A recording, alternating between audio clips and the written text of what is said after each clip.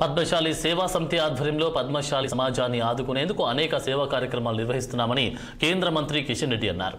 దాంట్లో భాగంగానే ఆధునిక హంగులతో కళ్యాణ మండపాన్ని పునర్నిర్మాణం చేసి పేద మధ్యతరగతి ప్రజలకు అందుబాటులోకి తీసుకొచ్చామని చెప్పారు.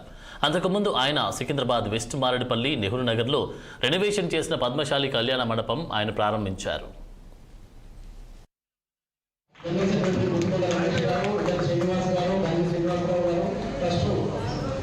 అందరూ కూడా కేంద్ర మంత్రి వర్యులు కిషన్ రెడ్డి గారిని సత్కరిస్తున్నారు.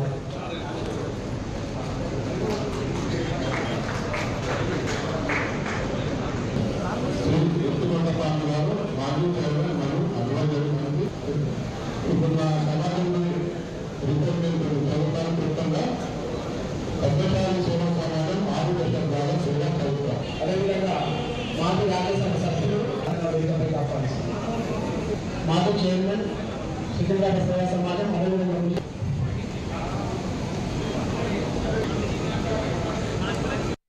ఈ కార్యక్రమం ముఖ్య అతిథి జి కిషన్ రెడ్డి గారు ఇప్పుడు జ్యోతి ప్రజ్వలన కార్యక్రమం ద్వారా ఈ యొక్క కళ్యాణ మండప ప్రారంభోత్సవం